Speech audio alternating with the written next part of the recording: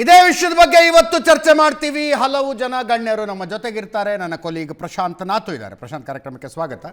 ಇಬ್ಬರು ಹಿರಿಯ ಪತ್ರಕರ್ತರು ನಮ್ಮ ಪ್ಯಾನಲ್ನಲ್ಲಿದ್ದಾರೆ, ಸುಭಾಷ್ ಹೂಗಾರ್ ಮತ್ತು ರವೀಂದ್ರ ರೇಷ್ಮೆ ಅವರು. ಇಬ್ಬರು ಕಾರ್ಯಕ್ರಮಕ್ಕೆ ಸ್ವಾಗತ. ವಿದ್ಯಾರ್ಥಿ ಜಂಜಿಯ ಪ್ರತಿನಿಧಿಯಾಗಿ ವಿದ್ಯಾರ್ಥಿ ಬಸವರಾಜ್ ಇದ್ದಾರೆ. ಕಾರ್ಯಕ್ರಮಕ್ಕೆ ಸ್ವಾಗತ ಬಸವರಾಜ್. ಜೊತೆಗೆ ಚಿಂತಕರು ವಾಗ್ಮಿ ಚಕ್ರವರ್ತಿ ಸುಲಿಬೆಲೆ ಅವರು ನಮ್ಮನ್ನು ನೇರ ಸಂಪರ್ಕದಲ್ಲಿ ಜಾಯ್ನ್ ಆಗಿದ್ದಾರೆ. ಸುಲಿಬೆಲೆ ಅವರು ನಮಸ್ಕಾರ. ನಮಸ್ಕಾರ ಅಜಿತ್. ಎಸ್, ಸುಲಿಬೆಲೆ ಅವ್ರನ್ನೇ ಮೊದಲೇ ಪ್ರಶ್ನೆ ಕೇಳ್ತೀನಿ. ಸುಲಿಬೆಲೆ ಅವರ ಉದ್ದೇಶಪೂರ್ವಕವಾಗಿ ಇವತ್ತು ನಾನ್ ಪೊಲಿಟಿಕಲ್ ಪ್ಯಾನಲ್ ಮಾಡಿದ್ವಿ. ರಾಜಕೀಯ ಪಕ್ಷಗಳ ವಕ್ತಾರರು ತಮ್ಮ ತಮ್ಮ ಮೂಗಿನ ನೇರಕ್ಕೆ ಮಾತನಾಡಿ ಪಕ್ಷಗಳನ್ನು ಸಮರ್ಥಿಸುವುದು ಬೇಡ ಅಂತ. ಒಟ್ಟಾರೆ ಕಾಕ್ರೋಚ್ ಜನತಾ ಪಾರ್ಟಿಯ ಪ್ರತಿಭಟನೆ ಮತ್ತು ಅದರ ಪರಿಣಾಮಗಳನ್ನು ಹೆಂಗೆ ನೋಡ್ತೀರಿ ನೀವು? ಇದು ದೇಶಕ್ಕೆ ಒಂದು ಹೊಸ ಹೋಪ್ ಕೊಡ್ತಾ ಇದೆ ಅನ್ನುವ ಆಲೋಚನೆ ಒಂದು ಕಡೆ, ದಾರಿ ತಪ್ಪಿದ ಪ್ರತಿಭಟನೆ ಅನ್ನುವ ಆಲೋಚನೆ ಇನ್ನೊಂದು ಕಡೆ. ಎರಡು ಎಕ್ಸ್ಟ್ರೀಮ್ಗಳ ಮಧ್ಯದಲ್ಲಿ ಏನಾದರೂ ಇದನ್ನು ನೋಡೋದಕ್ಕಾಗತ್ತಾ? ಅಫ್ಕೋರ್ಸ್ ಅಜಿತ್, ನನಗೆ ಬೇಸಿಕಲಿ ಏನನ್ಸುತ್ತೆ ಅಂತಂದ್ರೆ ಕಾಕ್ರೋಚ್ ಜನತಾ ಪಾರ್ಟಿ ಅನ್ನೋದರ ಪರಿಕಲ್ಪನೆ, ಆ ಹುಟ್ಟು, ಆನಂತರ ಅದರ speed with which it spread ಅಲ್ಲ, ಕೋಟಿಗಟ್ಟಲೆ ಜನ ಅದನ್ನ ಫಾಲೋ ಮಾಡ್ತಿದ್ದಾರೆ ಅಂತ ಹೇಳುವಂಥದ್ದು, ಅದನ್ನ ಫಾಲೋ ಮಾಡ್ತಾ ಇರುವಂತ ಜನ ಯಾವ ದೇಶದವರು, ಎಲ್ಲಿನವರು ಅನ್ನೋದನ್ನು ಹುಡುಕಿದಾಗ ಅದಕ್ಕೆ ಸಿಕ್ಕಿರುವಂತ ಮಾಹಿತಿಗಳು, ಇವೆಲ್ಲವನ್ನು ನೋಡುವಾಗ ಏನೋ ದಾಲ್ಮೆ ಕುಚ್ ಕಾಲಾಹ ಅಂತಾರಲ್ಲ ಹಾಗೇನೋ ಸ್ಪಷ್ಟವಾಗಿ ಕಂಡು ಬರ್ತಿತ್ತು. ಆದ್ರೆ ಅವ್ರು ತೆಗೆದುಕೊಂಡಿರುವಂತ ವಿಷಯ ಏನಿದೆ ಅದು ಎಜುಕೇಶನ್ ವಿಚಾರದಲ್ಲಿ ಅಥವಾ ಶೈಕ್ಷಣಿಕವಾಗಿರುವಂತ ಬದಲಾವಣೆಯನ್ನು ತರಬೇಕು ಅನ್ನುವಂಥದ್ದು ಡೆಫಿನೆಟ್ಲಿ ನೀವು ಹೇಳಿದಂತೆ ಒಂದು ಮಹತ್ವವಾಗಿರುವಂತ ಭಾರತ ಗಮನಿಸಲೇಬೇಕಾಗಿರುವಂತ ಒಂದು ಸಂಗತಿ. ನನ್ನನ್ನು ಕೇಳೋದಾದ್ರೆ ಸ್ವಾತಂತ್ರ್ಯದಲ್ಲಾಗಾಯ್ತು ಭಾರತ ಈ ದೇಶದಲ್ಲಿ ಅತ್ಯಂತ ಕೆಟ್ಟದ್ದಾಗಿ ಯಾವುದ್ರ ಜೊತೆಯಾಗೂ ವ್ಯವಹರಿಸಿದೆ ಅಂತಂದ್ರೆ ಅದು ಶಿಕ್ಷಣ ವ್ಯವಸ್ಥೆಯ ಜೊತೆಗೆ. ನೀವು ಆರಂಭದಲ್ಲೇ ಈ ದೇಶ ಸ್ವಾತಂತ್ರ್ಯ ಬಂದಾಗಲೇ ಮೌಲಾನಾ ಆಜಾದರ್ ತರದವರು ಶಿಕ್ಷಣ ಸಚಿವರಾಗಿ ಏನೇನ್ ಮಾಡಿದ್ರು ಈ ದೇಶದಲ್ಲಿ ಅನ್ನೋದು ನಮ್ಗೆ ತುಂಬಾ ಚೆನ್ನಾಗಿ ಗೊತ್ತಿದೆ. ಹೇಗೆ ಒಂದು ಲೆಫ್ಟಿಸ್ಟ್ ಮೈಂಟೈನ್ಡ್ ಆಗಿರುವಂತ ಅನೇಕರು ಬಂದು ಅದನ್ನ ಪೂರ್ತಿ ಹಾಳುಗೆಡವು ಹೋಗಿದ್ರು. ಅದು ಶಿಕ್ಷಣದ ವ್ಯವಸ್ಥೆ ಒಟ್ಟಾರೆ ಏನ್ ಗಬ್ಬೆದ್ದೋಗಿತ್ತು ಅದನ್ನು ಸರಿ ಮಾಡಬೇಕು ಎನ್ನುವಂತ ಒಂದು ದೊಡ್ಡ ಮೂವ್ಮೆಂಟ್ ಆಗಿದ್ದಿದೆಯಲ್ಲ, ಈ ಮೂವ್ಮೆಂಟ್ ಅನ್ನ ಡೆಫಿನೆಟ್ಲಿ ಈ ದೇಶ ಅಕ್ಸೆಪ್ಟ್ ಮಾಡಬೇಕು, ಬಹಳ ಖುಷಿಯಿಂದ ಸ್ವೀಕಾರ ಮಾಡಬೇಕು. ಆದ್ರೆ ಈ ಮೂವ್ಮೆಂಟ್ ತೆಗೆದುಕೊಂಡ ಟರ್ನ್ ಇದೆಯಲ್ಲ, ಅದು ಯಾರಿಗೋ ಹೊಡಿಲಿಕ್ಕೆ ಹೋಗೋದು, ಅದು ಪೊಲೀಸರನ್ನ ಭಡಕಾಯಿಸೋದು, ಹೊಡಿತೀರ ನನ್ಗೆ ಬನ್ನಿ ಹೊಡಿರಿ ಅಂತ ಹೇಳೋದು, ಟಿಯರ್ ಗ್ಯಾಸ್ ಹಾಕಿ ನನ್ನ ಮೇಲೆ ಅಂತ ಹೇಳೋದು, ಅದನ್ನ ರೀಲ್ ಮಾಡಿಕೊಂಡು ಅದರ ಮೂಲಕ ನಾನು ಹೆಚ್ಚಿನ ಫಾಲೋವರ್ಸ್ ಅನ್ನ ಗಳಿಸ್ಕೊಳ್ಬೇಕು ಅಂತ ಪ್ರಯತ್ನ ಮಾಡೋದು, ಈ ಟ್ರೆಂಡ್ ಇದೆಯಲ್ಲ, ಈ ಟ್ರೆಂಡ್ ಡೆಫಿನೆಟ್ಲಿ ಒಳ್ಳೇದಲ್ಲ. ಮತ್ತು ಸರ್ಕಾರ ಕೂಡ, ನನಗೆ ಸರ್ಕಾರದ ಮೇಲೂ ಒಂದು ಆರೋಪ ಏನು ಅಂತಂದ್ರೆ, ನೀವು ಏಕಾಏಕಿ ಯಾರೋ ಸ್ಟ್ರೀಟ್ ಫೈಟ್ ಮಾಡಿದ್ರು ಅನ್ನೋ ಕಾರಣಕ್ಕೋಸ್ಕರ ನೀವು ಈ ನಿರ್ಣಯಗಳನ್ನ ತೆಗೆದುಕೊಳ್ಳೋದಾದ್ರೆ, ನೀವು ಇನ್ ಮುಂದೆ ಯಾವ ನಿರ್ಣಯವನ್ನು ತೆಗೆದುಕೊಳ್ಳಬೇಕು ಅಂತಂದ್ರು ನಾವು ಸ್ಟ್ರೀಟ್ ಫೈಟ್ ಮಾಡಬೇಕಾಗಿರುವಂತದ್ದು ಅನಿವಾರ್ಯ ಅನ್ನೋದನ್ನ ನೀವು ಸೃಷ್ಟಿಸಿ ಬಿಟ್ರ, ಒಂದ್ಸಲ ನೀವು ತಲೆಬಾಗಿದ್ದು ಫಾರ್ಮರ್ಸ್ಗೆ, ಅವರು ಸ್ಟ್ರೀಟ್ ಫೈಟ್ ಮಾಡಿದ್ರು. ಎರಡನೇ ಸಲ ನೀವು ತಲೆಬಾಗ್ತಾ ಇರೋದು ಈ ತರುಣರಿಗೆ, ಜೆನ್ಸಿಗೆ, ಅವರು ಸ್ಟ್ರೀಟ್ ಫೈಟ್ ಮಾಡಿದ್ರು. ಈ ದೃಷ್ಟಿಯಿಂದ ನಿಮ್ಮ ಹತ್ರ ನಿರ್ಣಯ ತೆಗೆದುಕೊಳ್ಳಬೇಕು ಅನ್ನೋದಾದ್ರೆ ಸ್ಟ್ರೀಟ್ ಫೈಟ್ ಅನಿವಾರ್ಯವಾ? ಸುದೀರ್ಘ ಕಾಲ ಯಾರೂ ಮಾಡದ ಬದಲಾವಣೆಯನ್ನ ನಿಮ್ಮಿಂದ ನಾವು ಎಕ್ಸ್ಪೆಕ್ಟ್ ಮಾಡಬೇಕು ಅಂತಂದ್ರೆ ಬೀದಿಗೆ ಬಂದು ನಿಲ್ಬೇಕಾ ಅನ್ನೋ ಪ್ರಶ್ನೆಯನ್ನ ಡೆಫಿನೆಟ್ಲಿ ಈ ಹೋರಾಟ ಮುಂದಿರಿಸಿದೆ ಅಂತ ನನಗೆ ಅನ್ಸುತ್ತೆ. ಆ ಕಾರಣಕ್ಕೆ ಇದೊಂಥರ ಗೊಂದಲಮಯವಾದ, ತ್ವೇಷಮಯವಾದ ವಾತಾವರಣವನ್ನ ಈ ಹೋರಾಟ ಹುಟ್ಟಾಕಿದೆ ಅಂತ ನಾನು ಅನ್ಕೊಳ್ತೀನಿ ಅಜಿತ್. ಅಲ್ಲ, ರೈತ ಹೋರಾಟದ ಗುರಿಗಳು, ಉದ್ದೇಶಗಳು, ಅವುಗಳನ್ನು ವಾಪಸ್ ತೆಗೆದುಕೊಂಡಿದ್ದರ ಬಗ್ಗೆ it's all together different subject. ಆದರೆ ಇಲ್ಲಿ ಈ ಮಕ್ಕಳು ಸೇರಿದ್ದ ಕಾಸ್ ಕರೆಕ್ಟ್ ಆಗಿತ್ತಲ್ವಾ? ಅವರ ಬೇಡಿಕೆ ಇಂಥದ್ದೊಂದು ಆಗಿದೆ, ನೀಟ್ ಕ್ವಶನ್ ಪೇಪರ್ ಲೀಕ್ ಆಗಿದೆ, held some one responsible for it, ಶಿಕ್ಷಣ ಸಚಿವರು ರೆಸ್ಪಾನ್ಸಿಬಲ್ಲು, ರೆಸಿಗ್ನೇಷನ್ ಕೊಡಿ, ಏನು ತಪ್ಪಿತ್ತು ಅದರಲ್ಲಿ? ಸರಿಯಾದ ಬೇಡಿಕೆಯನ್ನು ಸರ್ಕಾರ ಈಡೇರಿಸಿದೆ, ತಡವಾಗಿ ಈಡೇರಿಸಿದೆ ಅಂತಿಲ್ಲ. ಶಿಕ್ಷಣದಲ್ಲಿ ಅಜಿತ್, ಶಿಕ್ಷಣದಲ್ಲಿ ಆಮೂಲಾಗ್ರವಾದ ಬದಲಾವಣೆಯನ್ನ ಏನು ಬಯಸೋದಿದೆಯೋ ಅದು ಕೆಲವರು ಮಾತ್ರ ಅವರ ರಿಸಿಗ್ನೇಷನ್ ಕೇಳ್ತಾ ಇದ್ರು, ಇನ್ನು ಕೆಲವರು ಓವರ್ ಹಾಲ್ ಚೇಂಜ್ ಆಗಬೇಕು ಅನ್ನುವಂತ ಪ್ರಯತ್ನವೂ ನಡೀತು. ಇದ್ದಕ್ಕಿದ್ದಂತೆ ಅಲ್ಲಿ ರಿಸರ್ವೇಶನ್ ಕುರಿತಂತೆ ಚರ್ಚೆ ಗಂಭೀರವಾಗಿ ನಡೀತು. ಮತ್ತು ಬರೋ ದಿನಗಳಲ್ಲಿ ಒಂದಷ್ಟು ಜನ ರಿಸರ್ವೇಶನ್ ಕುರಿತಂತೆ ರೀಥಿಂಕ್ ಮಾಡಬೇಕು ಅಂತ ಪ್ರಯತ್ನ ಪಡಿಸಿದ್ರು ಕೂಡ ನಾವು ಆಶ್ಚರ್ಯ ಪಡಬೇಕಾಗಿಲ್ಲ. ಅದರಲ್ಲಿ ಅನೇಕ ಚರ್ಚೆಗಳು, ಅನೇಕ ಬಹುಮುಖಿಯಾಗಿರುವಂತಹ ಆಯಾಮದಲ್ಲಿ ಶಿಕ್ಷಣ ವ್ಯವಸ್ಥೆಯ ಕುರಿತಂತೆ ಚರ್ಚೆ ಆಯಿತು. ನಾನು ಅದನ್ನೇ ಹೇಳ್ತಿದ್ದೀನಿ, ಅದು ಬಹಳ ಒಳ್ಳೆಯದಾಗಿರುವಂತ ಚರ್ಚೆಯನ್ನು ಅದು ಹುಟ್ಟಾಕ್ತು. ಆದ್ರೆ ಆ ಇಡೀ ಹೋರಾಟ ತೆಗೆದುಕೊಂಡಿರುವಂತ ಟರ್ನ್ ಇದೆಯಲ್ಲ, ನೀವು ಆರಂಭದಲ್ಲಿ ಎಲ್ಲಿವರೆಗೂ ಸೋನಂ ವಾಂಗ್ಚುಕ್ ಉಪವಾಸ ಸತ್ಯಾಗ್ರಹ ಮಾಡ್ತಾ ಇದ್ರು ಅಲ್ಲಿವರೆಗೂ ಚೆನ್ನಾಗಿತ್ತು. ಆದ್ರೆ ವೇದಿಕೆ ಮೇಲೆ ನಿಂತ್ಕೊಂಡವರು ಸೋನಂ ವಾಂಗ್ಚುಕ್ ಸತ್ತೇ ಹೋಗ್ಬಿಡ್ತಾರೆ ಅನ್ನೋ ತರದ ವಿಡಿಯೋಗಳನ್ನು ಮಾಡ್ತಾ ಇದ್ದಿದ್ದು, ಸೋನಂ ವಾಂಗ್ಚುಕ್ ಅನ್ನು ಉಳಿಸ್ಕೊಳ್ಳಿಕ್ಕೋಸ್ಕರ ಇಲ್ಲಿವರೆಗೂ ಬನ್ನಿ ಅಂತ ಹೇಳ್ತಾ ಇದ್ದಿದ್ದು, ಆನಂತರ ಈ ಸರ್ಕಾರಕ್ಕೆ ನಾವು ಈ ತರ ಹೇಳಿದ್ರೆ ಸಾಕಾಗೋದಿಲ್ಲ, ಅದಕ್ಕೆ ಸರಿಯಾದ ಪಾಠ ಕಲಿಸಬೇಕು ಅಂತ ಭಡಕಾಯಿಸುವಂತ ಪ್ರಯತ್ನ ಮಾಡ್ತಿದ್ದು. ಅಕಸ್ಮಾತ್ ನಾನು ಓದ್ತಾ ಇರುವಂತ ರಿಪೋರ್ಟ್ಗಳು ನಿಜವೇ ಆಗಿದ್ರೆ ಯಾರು ದಿಪ್ಕೆ ಇದ್ದಾನೋ, ಯಾರು ಲೀಡರ್ ಇದ್ದಾನೋ ಆತ ರೌಡಿ ಶೀಟರ್ಗಳಿಗೆ ಫೋನ್ ಮಾಡಿ ನೀವು ಕೂಡ ಬರಬೇಕು ಅಂತ ಕೇಳ್ಕೊಂಡಿರುವಂತ ಡಾಟಾ ಸಿಗ್ತಿದೆ ಅಂತೆಲ್ಲ ಕೇಳ್ತಿದ್ದೀನಿ. ಇವೆಲ್ಲವೂ ಸತ್ಯ ಆದ್ರೆ ಈ ಇಡೀ ಹೋರಾಟವನ್ನ ಒಂದು ಸ್ಪಾನ್ಸರ್ಡ್ ಹೋರಾಟವಾಗಿ ಮಾಡುವಂತ ಪ್ರಯತ್ನ ಮಾಡಿದ್ದು ಡೆಫಿನೆಟ್ಲಿ ಸರಿಯಲ್ಲ. ಈ ವಿಚಾರದಲ್ಲಿ ನನಗೆ ಗೊಂದಲ ಇದೆ. ಇನ್ನು ಮೂರನೇದು, ಅಜಿತ್ ಒಂದ್ ನಿಮಿಷ, ಈ ಮೂರನೇದು, ವೇದಿಕೆಯ ಮೇಲಿನಿಂದ ಆಮ್ ಆದ್ಮಿ ಪಾರ್ಟಿಯವರು ಬಂದು ಮಾತನಾಡ್ತಾರೆ, ಅವರು ಭಾಷಣಗಳನ್ನ ಮಾಡ್ತಾರೆ, ಆದರೆ ಸ್ವತಃ ಪಂಜಾಬಿನಲ್ಲಿ ಲೀಕ್ ಆಗಿರೋದಕ್ಕೆ ಇವರೇನು ಮಾತನಾಡೋದಿಲ್ಲ ವೇದಿಕೆಯಲ್ಲಿ. ಆಗ್ಲಿ ಒಬ್ಬ ಮಂತ್ರಿ ರಾಜೀನಾಮೆ ಕೊಟ್ಟ ನಂತರ, ಒಬ್ಬ ಸಚಿವರು ರಾಜೀನಾಮೆ ಕೊಟ್ಟ ನಂತರ ನೀವು ಪಂಜಾಬ್ನಲ್ಲಿ ಏನ್ ಮಾಡ್ತಿದ್ದೀರಿ ಅಂತ ಕೇಳಿದ್ರೆ ಪಂಜಾಬಿನ ಶಿಕ್ಷಣ ಸಚಿವರು ಹೇಳ್ತಾರೆ ಫಾರ್ಮಸಿಗೂ ನನಗೂ ಸಂಬಂಧವೇ ಇಲ್ಲ, ನನಗದು ಗೊತ್ತಿಲ್ಲದ ವಿಷಯ, ಹೀಗಾಗಿ ನಾನು ರಿಸೈನ್ ಮಾಡೋದಿಲ್ಲ ಅಂತ. ಅಂದ್ರೆ ಎಲ್ಲೋ ಒಂದು ಕಡೆ ಇದು ಪೊಲಿಟಿಕಲಿ ಮೋಟಿವೇಟೆಡ್ ಏನಾಗ್ಬಿಡುತ್ತಲ್ಲ. ಹೀಗಾಗಿ ಮುಂದಿನ ಹೋರಾಟಗಳ ಕುರಿತಂತೆ ನಿಜವಾದ ಹೋರಾಟ ಏನ್ ನಡಿಬೇಕಿತ್ತೋ ಅದ್ರ ಬಗ್ಗೆ ಅನುಮಾನ ಹುಟ್ಟು ಹಾಕಿದೆ ಅನ್ನೋದು ನನಗಿರುವಂತ ಕಾಳಜಿ ಅಂತ ನಾನು ಹೇಳಿಕ್ಕೆ ಚಕ್ರವರ್ತಿಗಳೇ. ನೋಡಿ, ಹಳೆಯ ಕಾಲದ ಪ್ರತಿಭಟನೆಗಳು ಅಲ್ಲಿ ಸೋಷಿಯಲ್ ಮೀಡಿಯಾದ್ದು ಆಂಪ್ಲಿಫಿಕೇಶನ್ಸ್ ಇರಲಿಲ್ಲ. ನಾವು ಯಾವುದೇ ಚಳುವಳಿಯನ್ನು ನೀವು ತೆಗೆದು ನೋಡಿ, ಅಲ್ಲಿನ ಭಾಷಣಗಳು ಇಷ್ಟೇ ಉಗ್ರ ಇರ್ತವೆ. ಹಿಂದೆ ಕಾಂಗ್ರೆಸ್ ಸರ್ಕಾರ ಇದ್ದಾಗ ಸಂಘ ಪರಿವಾರದವ್ರು ಯಾವುದೋ ಒಂದು ಪ್ರತಿಭಟನೆ ಮಾಡ್ತಾರೆ ಅಂತ ಅಂದ್ಕೊಳ್ಳೋಣ, ಭಾಷಣಗಳು ಅಷ್ಟೇ ಉಗ್ರ ಇರ್ತವೆ. ಇಲ್ಲಿ ಸೋಷಿಯಲ್ ಮೀಡಿಯಾ ಸ್ವಲ್ಪ ಕನ್ಫ್ಯೂಸ್ ಮಾಡ್ತಿರ್ಬೋದು ಅವರು. ಆಮೇಲೆ ಯಾರ್ಯಾರೋ ಬಂದು ಇಂಡಿವಿಜುವಲ್ ಆಗಿ ಮಾತನಾಡಿದ್ದೆಲ್ಲ ಆ್ಯಂಪ್ಲಿಫೈ ಆಗುತ್ತೆ ಅನ್ನುವ ಕಾರಣಕ್ಕೋಸ್ಕರ ಆ ಆ್ಯಂಪ್ಲಿಫಿಕೇಷನನ್ನು ಎಬರೇಷನ್ ಅಂತ ಪಕ್ಕಕ್ಕಿಟ್ಟು ನೋಡಿದರೆ 12 ವರ್ಷಗಳ ಕಾಲ ಆಡಳಿತ ನಡೆಸಿರ್ತಕ್ಕಂಥ ಈ ಸರ್ಕಾರಕ್ಕೆ ಈ ಒಂದು ಸಣ್ಣ ಪುಷ್ ಬೇಕಿತ್ತು ಅನ್ನೋದು ಬಿ ಜೆ ಪಿ ಮತದಾರರು ಹೇಳ್ತಿರ್ತಕ್ಕಂಥ ಮಾತು. ಯಾಕೆ ಪ್ರಧಾನಮಂತ್ರಿಗಳು ಇಷ್ಟು ಕೆಳಗಿಳಿದು ಬಂದು ಇಲ್ಲ ವಿದ್ಯಾರ್ಥಿಗಳ ಮಾತನ್ನು ನಾನು ಕೇಳ್ತೀನಿ ಅಂತ ಹೇಳಿದರು?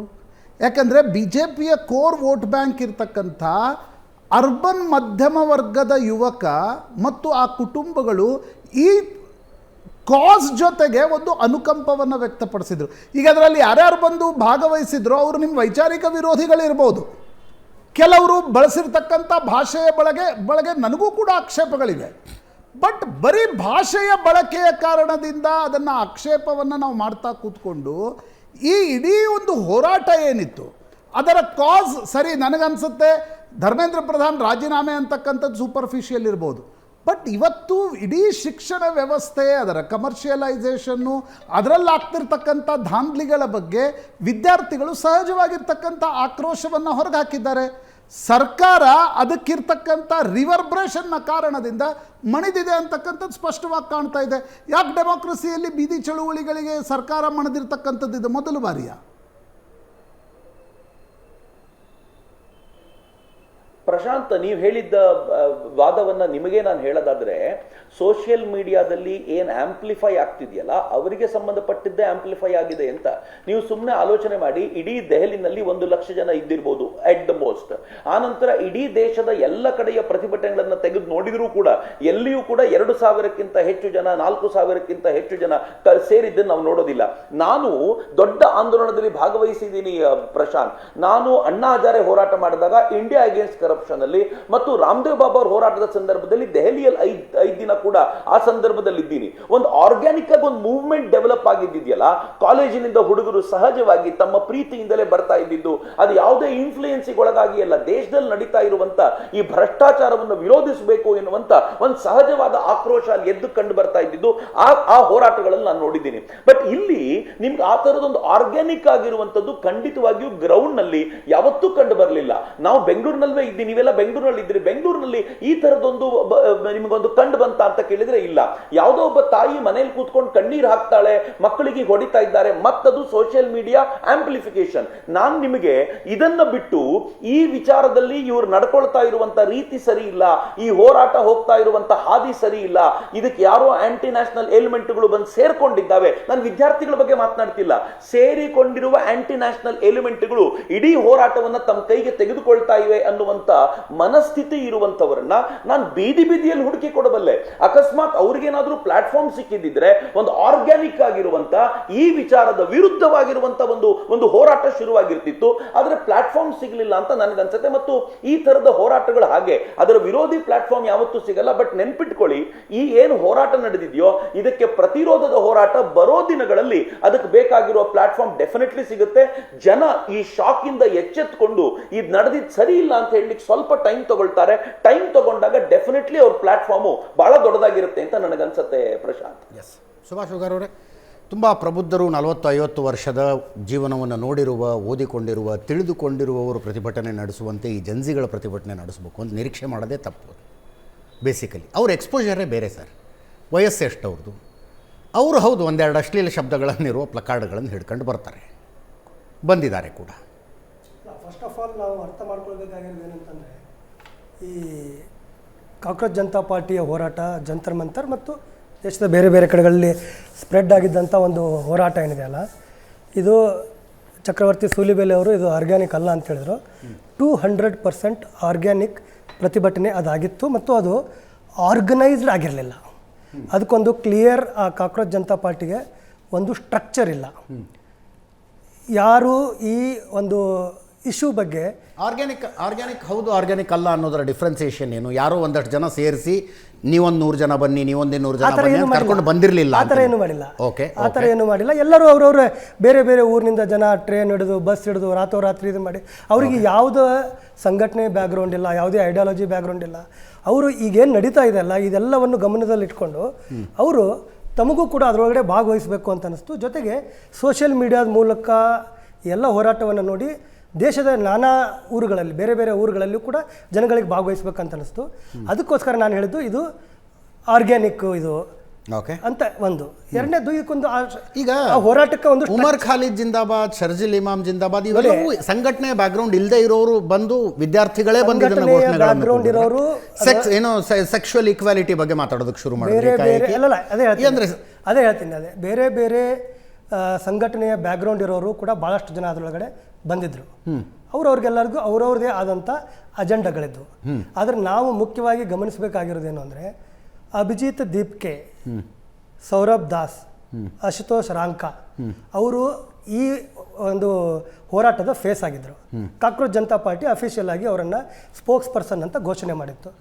ಅವರು ಬಿಗಿನಿಂಗ್ನಿಂದ ಹಿಡಿದು ಇಲ್ಲಿಯವರೆಗೂ ಕೂಡ ಅವರು ಏನು ಅಪೀಲ್ ಮಾಡ್ತಾಯಿದ್ರು ಜನಗಳಿಗೆ, ಅವರು ಏನು ಮಾತಾಡ್ತಾ ಇದ್ರು, ಅಭಿಜಿತ್ ದೀಪ್ಕೆ ಭಾರತಕ್ಕೆ ಕಾಲು ಇಟ್ಟಾಗಿನಿಂದ ಏರ್ಪೋರ್ಟಿಗೆ ಬಂದಾಗಿನಿಂದ ಏನು ಮಾತಾಡ್ತಾ ಇದ್ದ, ನಾವು ಯಾರು ಆರ್ಗನೈಸ್ ಮಾಡಿದ್ರು ಅಥವಾ ಯಾರು ಕರೆ ಕೊಟ್ಟಿದ್ರು ಅವರ ಒಂದು ಸ್ಟೇಟ್ಮೆಂಟನ್ನು ನಾವು ಕನ್ಸಿಡರ್ ಮಾಡಬೇಕೇ ಹೊರತು ಅಲ್ಲಿ ಯಾರೋ ಬಂದು ತಮ್ಮ ಅಜೆಂಡಾನ ಇಟ್ಕೊಂಡು, ಎಲ್ಲರಿಗೂ ಅವ್ರವ್ರದ್ದೇ ಅಜೆಂಡ ಅದ. ರೈತರು ಹೋರಾಟದೊಳಗಡೆ ಇದ್ದವರು ಕೂಡ ಬಂದಿರ್ಬೋದು. ಯಾರೋ ಉಮರ್ ಖಾಲಿದ್ಗೆ 6 ವರ್ಷ ಚಾರ್ಜ್ ಶೀಟು ಇಲ್ಲದೆ ಬೇಲೂ ಇಲ್ಲದೆ ಒಳಗಡೆ ಇಟ್ಟಾರೆ ಅಂಥೇಳಿ ಹೋರಾಟ ಮಾಡ್ತಾ ಇರೋವಂಥ ಕೆಲವರು ಇದ್ದಾರೆ, ಅವರು ಕೂಡ ಬಂದಿರ್ಬೋದು. ತಮ್ಮ ಅಜೆಂಡಾಗಳನ್ನು ಆ್ಯಂಪ್ಲಿಫೈ ಮಾಡಲಿಕ್ಕೆ ಅದನ್ನೊಂದು ಪ್ಲಾಟ್ಫಾರ್ಮ್ ಆಗಿ ಜನ ಬಳಸ್ಕೊಂಡಿರ್ಬೋದು.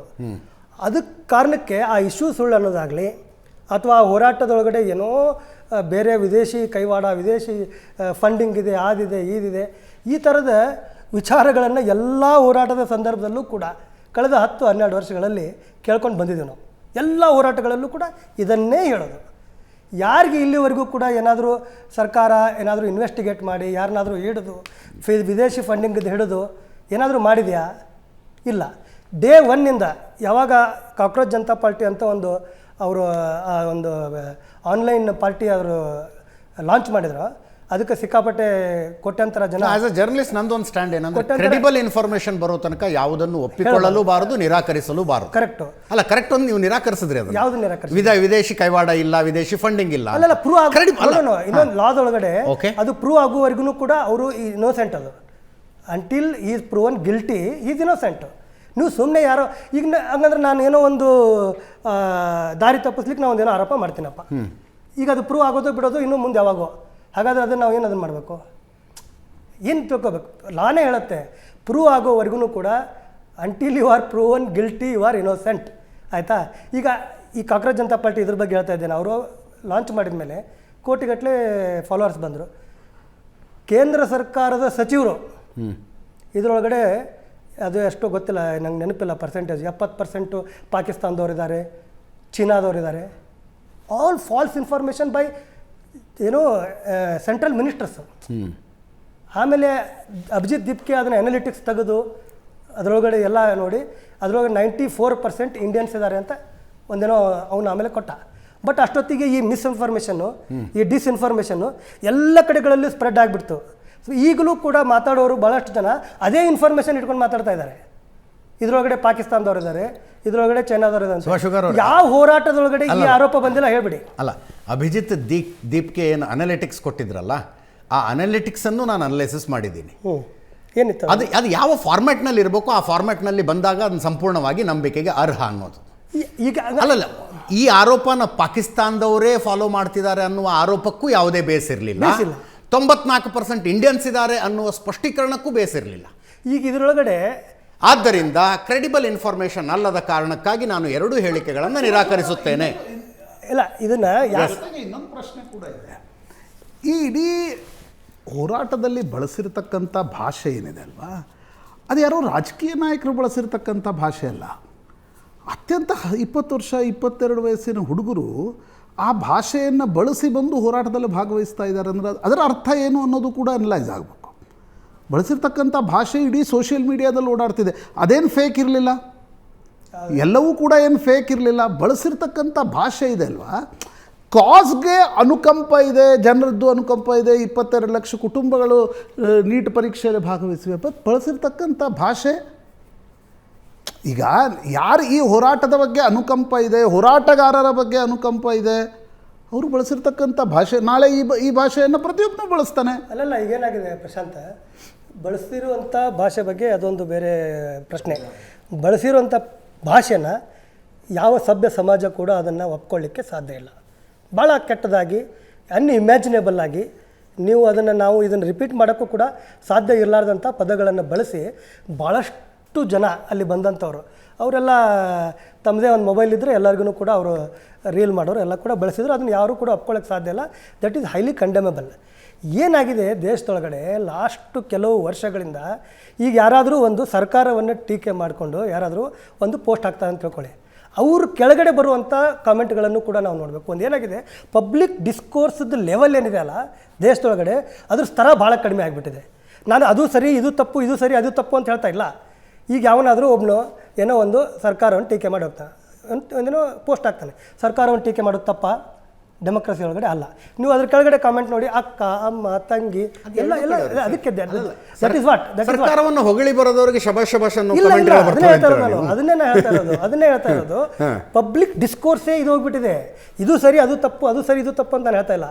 ಪಬ್ಲಿಕ್ ಡಿಸ್ಕೋರ್ಸ್ ಅಂದ್ರೆ ಕಮೆಂಟ್ ಬಾಕ್ಸ್ ನಲ್ಲಿ ಇರುವುದು ಪ್ಲಕಾರ್ಡ್ಗಳಾಗಿ ಅಲ್ಲಿ ಜಂತರ್ ಮಂತರ್ಗೆ ಬಂದ್ಬಿಟ್ವು ಅಂತ.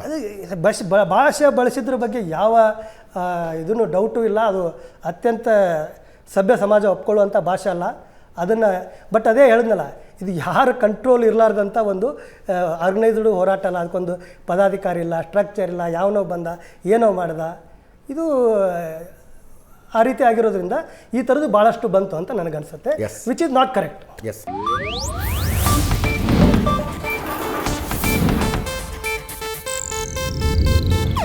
ಇದು ಏಷ್ಯಾನೆಟ್ ನ್ಯೂಸ್ ನೆಟ್ವರ್ಕ್ ಪ್ರಸ್ತುತಿ.